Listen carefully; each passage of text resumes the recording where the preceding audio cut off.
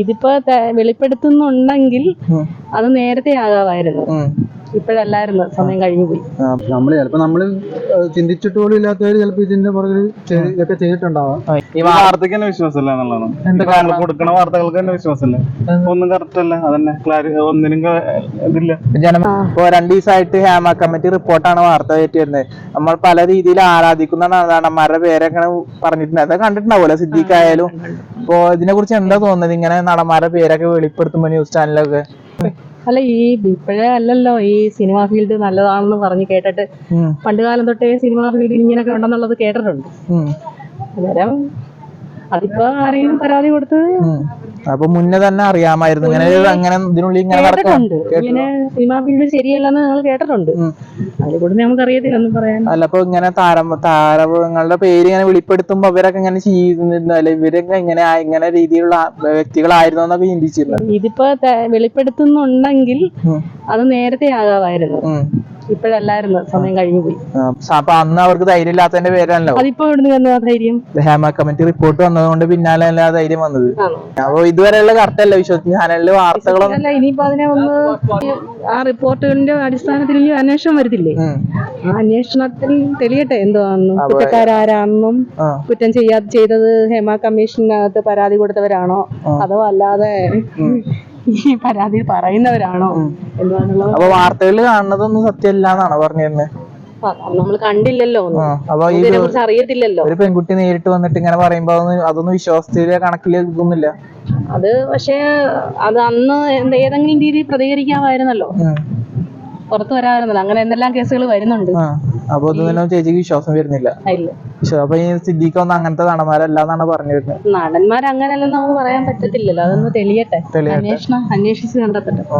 ദിവസമായിട്ട് വാർത്തയാവുന്നത് എന്താണെന്ന് അറിയാലോ, ഹേമ കമ്മിറ്റി റിപ്പോർട്ടാണ്. അതായത് 2-3 ദിവസമായിട്ട് തന്നെ വന്നുകൊണ്ടിരിക്കുന്ന പല നടന്മാരുടെ പേര് വെളിപ്പെടുത്തിയിട്ടുണ്ട്. സിദ്ദീഖ് ആയാലും, ഇടവാള ബാബു, ജയസൂര്യ, ബാബുരാജ്, ഇപ്പൊ പല നടന്മാരും ഇന്ന് വരെ വെളിപ്പെടുത്തിയിട്ടുണ്ട്. ഇതൊക്കെ കാണുമ്പോ എന്താ തോന്നുന്നത്? ഫസ്റ്റ് സിദ്ദീഖിന്റെ പേരെന്നെ അടക്കം വന്നു പറയുമ്പോ, സിദ്ദീഖൊക്കെ ചെറുപ്പകാലത്ത് നമ്മൾ ഒരുപാട് ചിരിപ്പിച്ച നടനാണ്, ഇപ്പോഴും ചിരിപ്പിച്ചുകൊണ്ടിരിക്കുന്ന നടനാണ്. അതിന്റെ ഉള്ളിലുള്ള കളികളൊന്നും നമുക്ക് അറിയില്ല വെച്ചാൽ. ഇതിപ്പോ നമ്മളെല്ലാരും പറയണ കേൾക്കുന്നല്ലാതെ അപ്പുറം നമുക്കൊന്നും വിശ്വസിക്കാൻ പറ്റില്ല. നമുക്കൊന്നും അറിയില്ല ഇതിനെ പറ്റിയിട്ട്. സിദ്ദീഖ് എങ്ങനെയാണെന്നോ, അല്ലെങ്കിൽ സിദ്ദീഖിന്റെ സിദ്ദീഖിനെ പറ്റി പറയണ കാര്യങ്ങള് കറക്റ്റ് ആണെന്നോ നമുക്കറിയില്ല. അപ്പൊ നമുക്ക് അതിനൊരു ഒപ്പീനിയൻ പറയാനില്ല. അപ്പൊ ഇപ്പൊ ചാനലുകൾ വാർത്തയാവുന്ന സിദ്ദീഖിനെ കുറിച്ചിട്ടൊന്നും ചേട്ടൻ വിശ്വസിക്കുന്നില്ല. സിദ്ദീഖ് അങ്ങനെ ചെയ്യുന്നില്ല എന്നാണ് വിശ്വസിക്കുന്നത്. അതായത് വാർത്തയ്ക്ക് തന്നെ വിശ്വാസമില്ല. ഈ വാർത്തക്ക് തന്നെ വിശ്വാസമില്ല എന്നുള്ളതാണ്. കൊടുക്കണ വാർത്തകൾക്ക് തന്നെ വിശ്വാസമില്ല. ഒന്നും കറക്റ്റ് അല്ല, അതന്നെ ഒന്നിനും ഇതില്ല. ജനമളം മണ്ടന്മാരാക്കാൻ വേണ്ടിയിട്ടാണ് വാർത്ത സൃഷ്ടിക്കുന്നതാണ് വിചാരിക്കുന്നത്. ഇത്ര വലിയ ടെലികാസ്റ്റ് ചാനലിൽ, നാഷണൽ ടെലിവിഷൻ ചാനലിൽ, 24 ആയാലും, ഏഷ്യാനെറ്റ്, മനോരമ, അതിലൊക്കെ കണ്ടിന്യൂസ് എല്ലാ ചാനലിൽ വാർത്ത കള്ളമാണെന്നാണ് പറഞ്ഞിരുന്നത്. കള്ളമാണെന്നല്ല ഞാൻ പറഞ്ഞു. ഇപ്പൊ നമ്മളിപ്പോ ഒരു വാർത്ത നമ്മൾ കണ്ട്, നാളെ ആ വാർത്ത ചിലപ്പോ ഈ ചാനലിന് തിരുത്തി പറയുന്ന അവസ്ഥയാണ് ഇപ്പൊ നമ്മൾ നടന്നുകൊണ്ടിരിക്കുന്നത്. പിന്നെ നമ്മൾ ഏതാണ് നമ്മൾ വിശ്വസിക്കുക? ആരാണ് ഇപ്പൊ തിരുത്തി പറഞ്ഞത്? ഈ കാര്യങ്ങൾ മാത്രല്ല ഞാൻ പറയുന്നത്, എല്ലാ വിഷയങ്ങളും കാര്യങ്ങളും ഇതാണ്. അപ്പൊ നമുക്ക് ആരും വിശ്വാസമൊന്നുമില്ല. നമുക്ക് നമ്മളെ മാത്രം വിശ്വാസമായിട്ട് ജീവിക്കാന്ന് മാത്രമേ ഉള്ളൂ. അപ്പൊ ഈ സിദ്ദീഖ് ആയാലും ബാബുരാജ്, ജയസൂര്യ ഇവരൊന്നും ഇങ്ങനെ ചെയ്യുന്നു ചേട്ടൻ വിശ്വസിക്കുന്നില്ല? ഞാൻ ചെയ്യുന്നു വിശ്വസിക്കുന്നില്ല, ചെയ്തിട്ടില്ല എന്ന് വിശ്വസിക്കുന്നില്ല. രണ്ടും വിശ്വസിക്കുന്നില്ല. ഇതിനെന്തെങ്കിലും ഉറപ്പ് വരുമല്ലോ, അപ്പൊ നമുക്ക് അതിനെ പറ്റി പറയാലോ. ഇപ്പോഴും ഉറപ്പായിട്ടില്ല, വാർത്തകൾ കാണുമ്പോ ഉറപ്പായിട്ടില്ല. ഞാൻ തന്നോട് ഞാൻ പറഞ്ഞില്ലേ, ഇത് ഞാൻ ചെയ്യുന്നു വിശ്വസിക്കുന്നില്ല, ചെയ്തിട്ടില്ല എന്ന് വിശ്വസിക്കുന്നില്ല.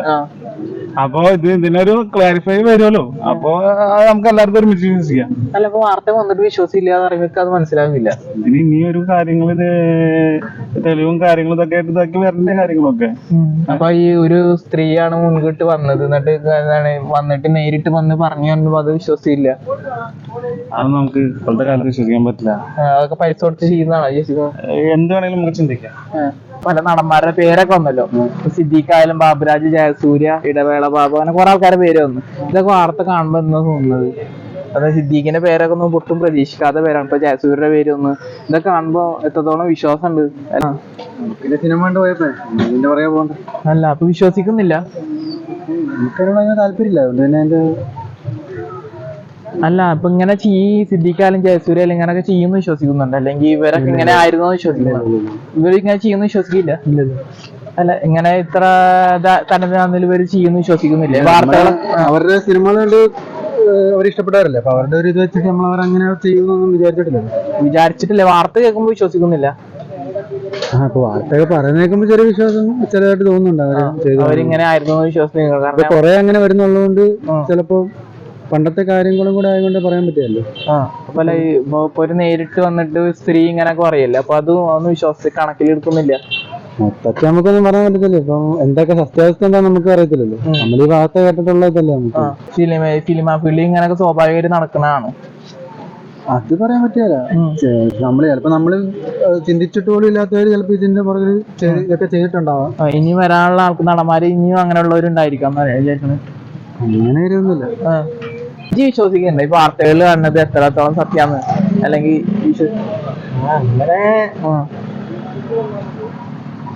മറ്റേ വാർത്തനെ നമുക്ക് ശരിക്കും വിശ്വസിക്കാൻ പറ്റുമല്ലോ. വാർത്തനെ വിശ്വാസമല്ല. വാർത്തകൾ കാണാൻ ഒരു പെണ്ണ് നേരിട്ട് വന്നിട്ട് പറയണമെന്ന് വിശ്വസിക്കൊന്നുമില്ല. ഇപ്പൊ ജയസൂര്യക്കെതിരെയും ബാബുരാജ്, ഇടവേള ബാബു, സിദ്ദീഖിനെതിരെ ഒന്നും പറയുന്നത് വിശ്വസിക്കില്ല.